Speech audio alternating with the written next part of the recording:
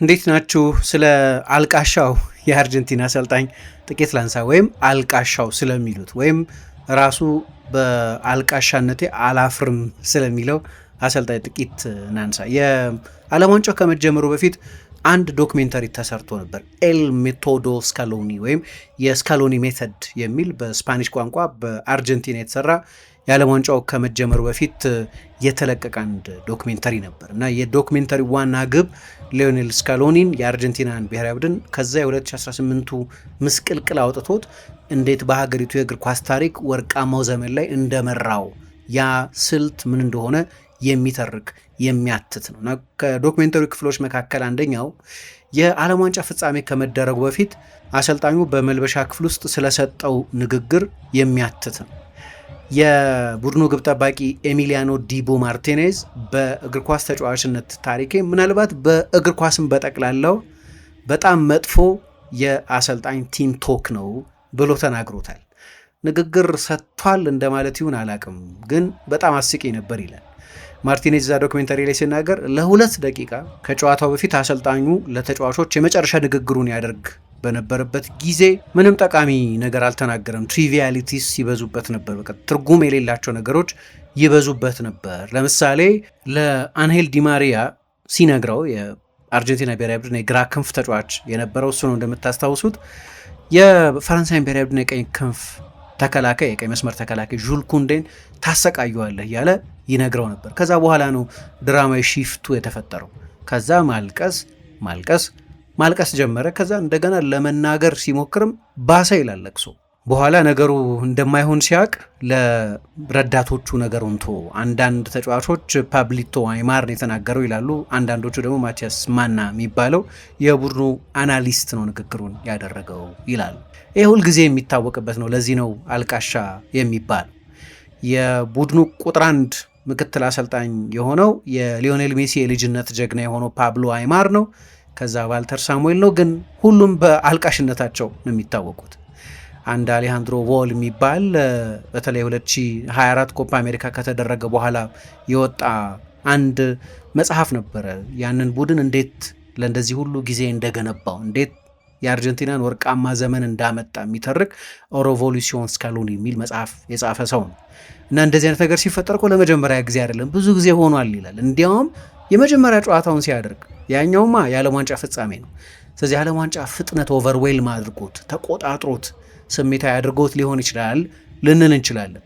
አረ የመጀመሪያውን ጨዋታ በሎስ አንጀለስ ከጓቲማላ ጋር ሲጫወቱ እኮ ነው ተጫዋቾቹ ፊት ያለቀሰው ይላል። በጣም ኢሞሽናል ሰው ነው እና ይሄ ደግሞ ብዙ የሚያስጨንቀው አይደለም። እንዲያውም ተጫዋቾቹ ላዮሮና አልቃሻው ይሉኛል። አልቃሻ ሴት ማለት መሰለኝ በቀጥታ በስፓኒሽ ወደ አማርኛ ቢተረጎም። ነገር ግን ሁልጊዜ እንደዛ ይሉኛል፣ ግድ የለኝም እንደዛ ቢሉኝም ሚል አስተያየት ሰጥቷል። የአልቃሻው ስም ከበፊት ጀምሮ የተሰጠው ስም ነው፣ ግን ማልቀስ የጀመረው የዓለም ዋንጫ ፍጻሜ ላይ ብቻ አይደለም። 2022 ፍጻሜ ላይ እንደዛ ያደረገው እንጂ 2026 የዘንድሮ የዓለም ዋንጫ እየተደረገ በተለያዩ ቃለ ምልልሶች ጊዜም በስሜት ሲወሰድ እንባ ሲተናነቀው አይኑ ድንገት በእንባ ሲሞላ እናያለን። ሃይሊ ኢሞሽናል የሆነ ሰው ነው። የሚገርም ነው። ይሄ ግን በሕይወቱም ውስጥ የሚያጋጥም ነው ይላሉ። እንዲያውም ባለቤቱ ስፔናዊት ነች። ለዚህ ነው አሁንም በስፔን የሚኖረው፣ በማዮርካ ከተማ ነው የሚኖረው። የጣሊያን ዜግነት አለው። የቤተሰቦቹ የቅድመ አያቶቹ ሀገር ጣሊያን ነው። የጣሊያን ዜግነት አለው፣ ልክ እንደ ሊዮኔል ሜሲ ሁሉ ማለት ነው፣ እንደ ሌላኛው ሊዮኔል። ግን እሱ ደግሞ የሚኖረው በማዮርካ ነው። የአርጀንቲና ብሔራዊ ቡድን አሰልጣኝ ቢሆንም ደግሞ አብዛኞቹ ተጫዋቾች በአውሮፓ ስለሆነ የሚጫወቱት ተጫዋቾቹን ሊያገኛቸው ቢፈልግም ወደ አርጀንቲና መጓዝ አይጠይቀውም።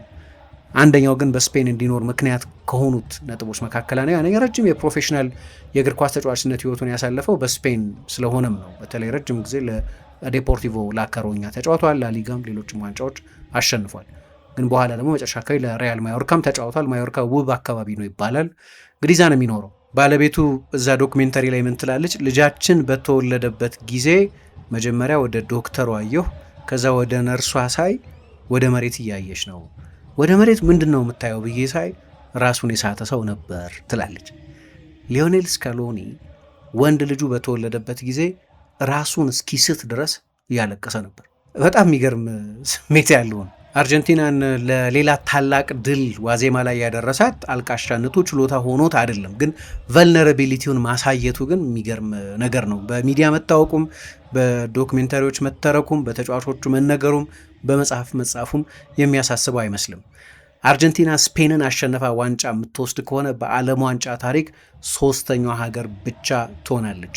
ጣሊያን 1938 ከ34 ድሏ በኋላ ደግመዋለች በተከታታይ። ብራዚል 62 ከ58 ድሏ በኋላ ደግመዋለች። አርጀንቲና ሶስተኛዋ ብቻ ነው የምትሆነው።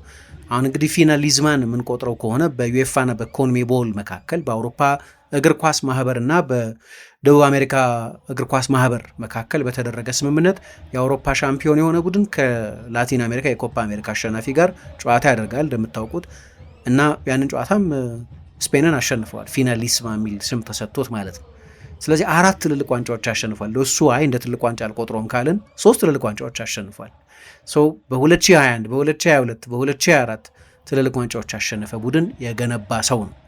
የሚጫወተው ከስፔን ጋር ነው። ስፔን ፈታኝ እንደሚሆንበት ግልጽ ነው። ምክንያቱም የስፔን ብሔራዊ ቡድን የወቅቱ የአውሮፓ ሻምፒዮን ነው። በዓለም ዋንጫውም ላይ በጣም የሚደንቅ ብቃት በተለይ በቀደም ከፈረንሳይ ጋር አሳይተዋል። በንጽጽርም ትልልቅ ቡድኖች እያሸነፉ ነው የመጡት። ፖርቱጋልን አሸንፈዋል፣ ቤልጅየምን አሸንፈዋል፣ ፈረንሳይን አሸንፈዋል። ላለፉት 38 ጨዋታዎች በኖርማል ታይም በ90 ደቂቃ ወይም በተጨማሪ 30 ደቂቃም አልተሸነፈም። ባለፈው ዓመት በኔሽንስ ሊግን በፖርቱጋል ሲሸነፍ በመለያ ምት ነበር የተሸነፈው።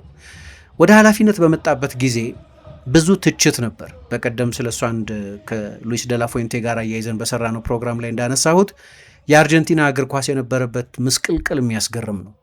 የ2014 የዓለም ዋንጫ ላይ አሌሃንድሮ ሳቤያ የሚባሉት አሰልጣኝ ቡድኑን እያሰለጠኑት ፕራግማቲክ የሆነ የበለጠ የመከላከል ቡድንም ገንብተው ለፍጻሜ ያድርሰውት ነበር።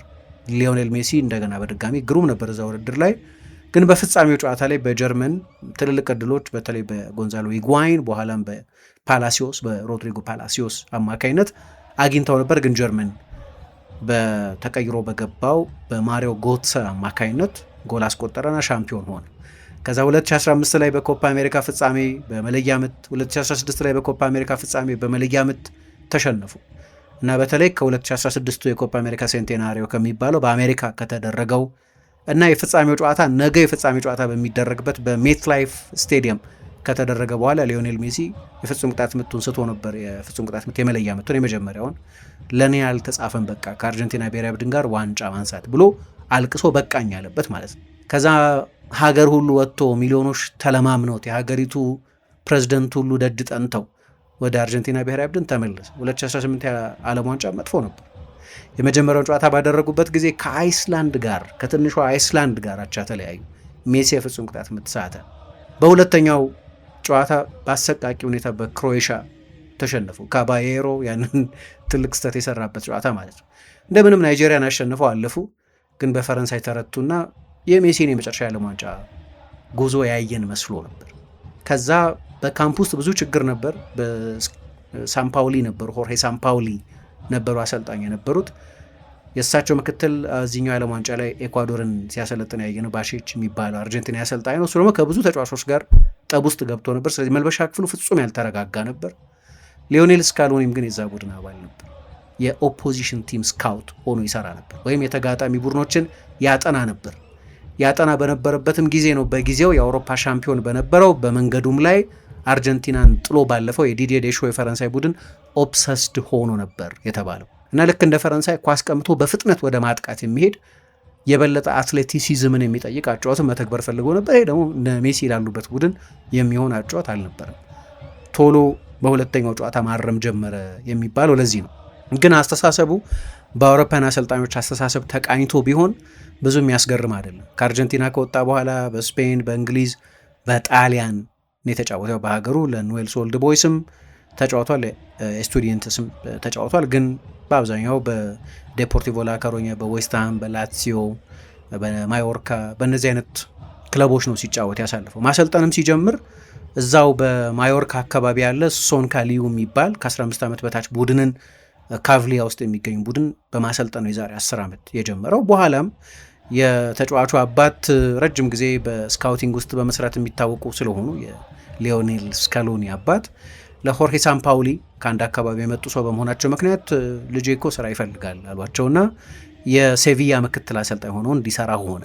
ሲጀምርም በአውሮፓ ነው የጀመረው። ስለዚህ በአውሮፓ እግር ኳስ ኢንፍሉዌንስ የተደረገ ሰው ነው የነበረው። ከዛ ከሳምፓውሊ ከኃላፊነት መነሳት በኋላ ግን እዛው በአርጀንቲና ኤፍኤ ተቀጣሪነት ነበር የቆየው እና ወደ ኃላፊነት ሲመጣ ከዚህ በፊት እንዳነሳሁት የአርጀንቲና ብሔራዊ ቡድን የበለጠ ስም ያላቸውን አሰልጣኞች የመቅጠር ፍላጎት ነው የነበረው። ዲየጎ ሲሞኔ የአትሌቲኮ ማድሪድ አሰልጣኝ ነበር፣ በጣም ስኬታማ ነው። ማውሪሲዮ ፖቼቲኖ የቶተናም አሰልጣኝ ነበር፣ ከዓለም ምርጥ አሰልጣኞች መካከል እንዳንዱ ይቆጠር ነበር፣ ልክ እንደ ሲሞኔ ሁሉ። ማርሴሎ ጋያርዶ በሪቨር ፕሌት በጣም የተሳካ ጊዜ ማሳለፍ ጀምሮ ነበር። ኮፓ ሊበርታዶሬስንም የሀገሪቱን የሊግ ውድድርም በተደጋጋሚ በማሸነፍ ደግሞ እንደ ሁሊያን አልቫሬዝ እንደ ኤንዞ ፈርናንዴዝ አይነት ተጫዋቾችንም ያጎለበተ ብዙ ወጣት ተጫዋቾች እያጎለበተ የነበር ያኔ ስኩዌል ፓላሲዮስ የነበሩበት ዘመን የነበረው። ስለዚህ እነዚህ አይነት ስመጥር የአርጀንቲና ትልልቆቹ አሰልጣኞች አንደኛ በከፍተኛ የገንዘብ ችግር ውስጥ የነበረው የአርጀንቲና እግር ኳስ ማህበር ሊቀጥራቸው አይችልም። በአውሮፓ ክለቦችም ብዙ ገንዘብ ይከፈላቸው የነበሩ አሰልጣኞች በመሆናቸው ምክንያት የአርጀንቲና ኤፍኤ አይችለው። ሁለተኛ ግን የአርጀንቲና ብሔራዊ ቡድን የነበረበት ሁኔታም እነዚህን አሰልጣኞች ካሉበት የተመቻቸ የስራ ኃላፊነት ወደ አርጀንቲና ብሔራዊ ቡድን ጥሪ ለመምጣት የሚጋብዝ አልነበረም። በመጥፎ ሁኔታ ውስጥ ነው የነበረው። ለድል ሲቃረቡም በለስ አልቀናውም። መጨረሻ ላይ ደግሞ የተፈረካከሰ ቡድን ሆነ። ይሄ ሰው ወደ ኃላፊነት ሲመጣም በዚህ ምክንያት ስለነበር በዚህ ብዙ ገንዘብ የማይከፈለው ሰው በመሆኑ ምክንያት ብቻ በመምጣቱ ምክንያት እንደ ዲየጎ አርማንዶ ማራዶና አይነት ሰዎች በብዙሃን መገናኛዎች ላይ ወጥተው ዲየጎ ምህረት የለውም ለመተቸት ለማንጓጠጥ፣ እንደምታውቁት በሽሙጥም ሰዎችን ለመተንኮስ ችግር የለበትም። ጥሩ ሰው ነው አለ፣ ደስ ይለኛል። ሊዮኔል ስካሎኒ ግን አይደለም የአርጀንቲና ብሔራዊ ቡድን ትራፊክ እንኳን ዳይሬክት ማድረግ አይችልም፣ መምራት አይችልም ብሎ ተቸው።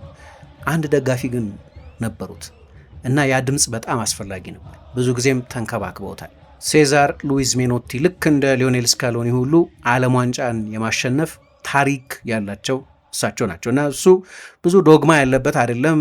በአውሮፓ ረጅም ጊዜ ቆይቷል፣ በተለያዩ አሰልጣኞች ረጅም ጊዜ ቆይቷል። ስለዚህ በአንድ ዶግማ ላይ የተለጠፈ አልነበረም። የአርጀንቲና እግር ኳስ በዶግማዎች የሚታወቅ በተለይ በሁለት ሰዎች፣ ሁለት የተለያየ አስተሳሰብ ጽንፍን በሚወክሉ ሰዎች። አንደኛው ሴዛር ሉዊስ ሜኖቲ ናቸው። እሳቸው የኛ የሚሉት ላንዌስትራ የሚሉት አጫወት አላቸው።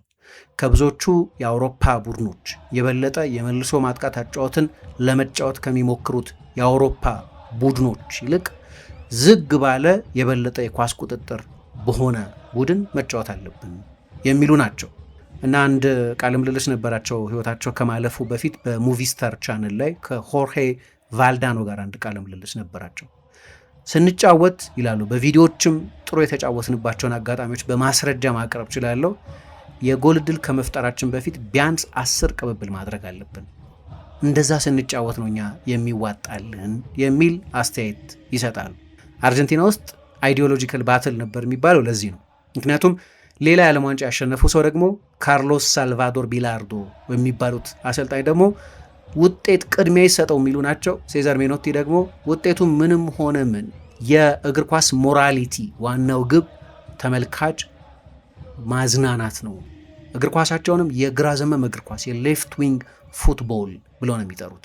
የበለጠ ርዕዮተ ዓለሙን የሚመስል መደጋገፍ፣ ሶሻሊስት የሆነ አጫወት መጫወት ያስፈልጋል ብለው የሚያምኑ ናቸው። ቢላርዶ ሌላ ጽንፍ ላይ ያሉ አሰልጣኝ ናቸው። ግን ደግሞ ሴዛር ሜኖቲ በዛ አይዲዮሎጂካል ግትርነት ልበል ምን ልበል አላቅም፣ ግን በጣም የሚደነቅ የአስተሳሰብ አይነት ያላቸው ናቸው። ለዚህ ነው እንደ ጓርዲዮላ አይነት አሰልጣኞችም ወደ አርጀንቲና ሄደው ወደ አሰልጣኝነት ከመምጣቱ በፊት ረጅም ሰዓት ከቢኤልሳ ጋር ተነጋግሯል፣ ግን ከሴዛር ሜኖቲም ጋር ተነጋግሯል እና ሊዮኔል ስካሎኒ የኚህ ሰው ድጋፍ ነበረው። ረጅም ጊዜ ደግፈውታል። በብዙ አጋጣሚዎችን መጥተው ምርጥ ቡድን ይሰራል ብለው አይተዋል። እንግዲህ እሳቸው የሚወዱት አይነት አይዲዮሎጂ ስላለው ሊሆን ይችላል። ምክንያቱም የበለጠ የፖሴሽን ቡድን አይትን ካልተሳሳትኩ በዚህኛው የዓለም ዋንጫ የአርጀንቲናን ያህል ብዙ ረጅም ሰዓት በፖሴሽን በኳስ ቁጥጥር የቆየ የለም። እንደ አውሮፓ ቡድኖች አይደለም የሚጫወተው፣ ዝግ ባለ ፍጥነት ነው የሚደረገው። ይሄ ደግሞ ብልሃት ነው። ይሄ በመጠኑ ፕራግማቲዝምን የሚያሳይ ነው። ምክንያቱም ለምሳሌ መጀመሪያ አካባቢ እንዳሰበው እንደ ፈረንሳይ ብሔራዊ ቡድን ለመጫወት ቢሞክር የፈረንሳይ ብሔራዊ ቡድን እንደዛ የሚጫወተው እንደ ምባፔ አይነት ተጫዋቾች ስላሉት፣ እንደ ዴምቤሌ አይነት ተጫዋቾች ስላሉት፣ አትሌቶች ስላሉት የአርጀንቲና ብሔራዊ ቡድን እነ ሜሲን እየተጠቀመ በዛ መንገድ መጫወቱ በፍጹም አይሆንም። ለሜሲ አይነት ተጫዋች እንደዚህ አይነት ሰፊ የትራንዚሽን አጫወት ለመጫወት መሞከር የሚሰራ አልነበረም። ቶሎ የገባው ለዚህ ነው። ቶሎ አዳፕት ያደረገው ለዚህ ነው። ቶሎ አዳፕት ያደረገበትን ምክንያት ያ ታክቲካል ዶግማቲዝም ወይም ታክቲካዊ ወግ ማጥበቅ ስለሌለበት። እንግዲህ 7 ጨዋታ ብቻ ነው ለአርጀንቲና ብሔራዊ ቡድን የተጫወተው። በሁለቱም አሰልጣኞች ስር አልሰለጥንም። አሁንም ልክ እንደ ፈላስፋ ሰው እንዲህ ነው ፍልስፍና እያለ በሞኖሎግ ላይ የምታገኙት ሰው አይደለም፣ ግን ዶግማቲክ አይደለም። ስለዚህ ቶሎ አዳፕት አደረገና አይ ቲንክ ፕራግማቲዝም ማለት ያሏችሁን የተጫዋቾች አይነት ከግምት ያስገባ አጫወት መተግበር ማለት ነው።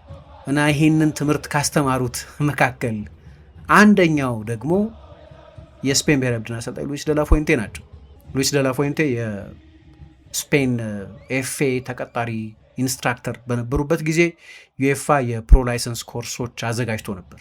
በየአመቱ በላሮዛስ በስፔን እግር ኳስ ፌዴሬሽን የልምምድ ማዕከል እንበለው እንደ ክሌር ፎንቴን ወይም እንደ ኮቨርቺያኖ ያለ ነው። አሁን የሊቨርፑል አሰልጣኝ ሆነው የተሾመ አንዶኒ ኤራዮላ፣ ማኑኤል ፓብሎ የቀድሞ የዲፖርቲቮ ላኮሩኛ ተጫዋች የነበረ ነው። ፌርናንዶ ሬዶንዶ፣ ሻቢ አሎንሶ፣ ሌሎችም ሰዎች ነበሩ እና ያኔ እሳቸው እንደ ኢንስትራክተር ሆነው አሰልጥነውታል። ምንም ልምድ ሳይኖረው ግን ወደ ብሔራዊ ቡድን የመጣው ምንም ልምድ ሳይኖረው መጥቶ ይሄ ስካሎኒ ሜተድ ላይ የተተረከው ዶክሜንተሪ ላይ እንደምናየውም ሌሎች የተለያዩ አሰልጣኞች አድርገው ያልተሳካላቸውን፣ ለምሳሌ ይሄኛው የአርጀንቲና የዘመኑ የትውልዱ ትልቅ አሰልጣኝ ነው ተብሎ ሲመጡ አስታውሳለሁ። ኤድጋርዶ ባውዛ አልተሳካላቸውም። አሌሃንድሮ ሳቤያ ተቃርበው ነበር፣ እሳቸውም ግን አልተሳካላቸውም። ሆርሄ ሳምፓውሊ ቢኤልሲስታ ናቸው፣ ማርሴሎ ቢኤልሳ ደቀ መዝሙር ናቸው ተብለው መጡ፣ አልተሳካላቸውም። ወደኋላ ብንሄድም ማርሴሎ ቢኤልሳ ራሳቸው አልተሳካላቸውም። ቡድናቸውን በሚያስደንቅ የዓለም ዋንጫ ጉዞ መርተው ወዲያው ኮሪያ ጃፓን የዓለም ዋንጫ መጡ፣ ግን ከምድባቸው አላለፉም። ከሳቸው ከኃላፊነት መነሳት በፊትም ዳንኤል ፓሳሬላ የዛ ቡድን አሰልጣኝ ነበር። ከዛ ግን ትልቁን ስም በማሰልጠን እንደዚህ የደረጀ ሲቪ ባይኖረውም ግን በግርማ ሞገሱ ምክንያት ሜሲን አሰልጥኖልን የዓለም ዋንጫ እናሸንፋለን ብሎ ዲዬጎ አርማንዶ ማራዶናን አሰልጣኝ አድርገው ሾመውት በ2010 የዓለም ዋንጫ በጀርመን 4-1 ተሸንፈው ነው ከውድድር ውጭ የሆኑት። ያልሞከሩት አልነበር እና አሁን ከጠቀስኳቸው ስሞች በሙሉ አነስተኛ ሲቪ አለው። በተጫዋችነትም ገናና የተጫዋችነት ታሪክ ያልነበረው በፖሃርቶ የተወለደው ትሁቱ ሊዮኔል ስካሎኒ ነው። የኮቺንግ ስታፉ ኢንትረስቲንግ ነው፣ ምክንያቱም እንደዚህ ብዙ የተለመደ አይመስለኝም። በአንድ ኮቺንግ ስታፍ ውስጥ የቀድሞ የድሮ ተጫዋቾች በአብዛኛውም የአንድ ትውልድ ተጫዋቾች ተጽዕኖ ይህን ያህል ተጽዕኖ ያለበት መሆኑን ሳይ በጣም ይገርመኛል። ምክንያቱም ከሊዮኔል ስካሎኒ ጋር ፓብሊቶ አይማር አለ፣ በጣም ተወዳጅ ተጫዋች የነበረው በተለይ በቫሌንሲያ በነበረበት ጊዜ። ዋልተር ሳሙኤል ግድግዳው እየተባለ በሮማ በኢንተር በሪያል ማድሪድ ትልቅ የተጫዋችነት ታሪክ የነበረው ነው። ሮቤርቶ አያላ በዛ ዘመን በዓለም እግር ኳስ ከምርጦቹ ተከላካዮች አንዱ ተደርጎ የሚቆጠር ነው። እነዚህ ሁሉ በአንድ ትውልድ ውስጥ የነበሩ ተጫዋቾች ናቸው እና ከተወሰኑት ጋር ሊዮኔል ሜሲ የመጫወት እድል ነበረው። 39 ዓመቱ ነው እንደምታውቁት። ስለዚህ በዛኛው በቀደመው ትውልድ በነ ቬሮን በነ ባቲስቱታ እና ክሬስፖ ትውልድና በአዲሱ ትውልድ መካከል ያለም ድልድይ ነበር። ስካሎኒም ጥቂት ፍታ አግኝቷል። 7 ጨዋታ ብቻ ነው የተጫወተው፣ አንድ የዓለም ዋንጫ ላይ ብቻ ነው የተሳተፈው። ስለዚህ ትልቅ የተጫዋችነት ታሪክ የነበረው አይደለም። ግን ሁልጊዜም ቢሆን በአሰልጣኝነት እንደ ሃቪየር ኤሮየታ አይነት የዲፖርቲቮ ላኮሩኛ አሰልጣኝ የነበሩ እሳቸው አሰልጥነውታል። በላቲዮ በነበረበትም ጊዜ እንደዚሁ ከሚሮስላቭ ክሎሰ ጋር በጣም ቅርብ ነበር ይባላል። አሁንም ድረስ የቅርብ ጓደኛው ሮም ሚሮስላቭ ክሎሰ ተቀብሎ ሮምን ሁሉ ያስጎበኘው እሱ ነው ይባላል። እና እንዲህ አይነት የተጫዋችነት ታሪክ የበለጠ ጀርኒማን የነበረ ነው። ነገር ግን የሜኖቲ ድጋፍ ነበረው። ሜኖቲ በመጨረሻ ትክክል ናቸው። የዛሬ 2 ዓመት ህይወታቸው ከኮፓ አሜሪካ ፍጻሜ በኋላ ሲያልፍ ሶሻል ሚዲያው ላይ ለሳቸው ያለውን አክብሮት በኢንስታግራም ላይ ገልጾ ነበር። እንግዲህ አሁን ደግሞ ከሌላኛው አስተማሪው ጋር ከሉዊስ ደላፎይንቴ ጋር ፊት ለፊት ይጋፈጣል።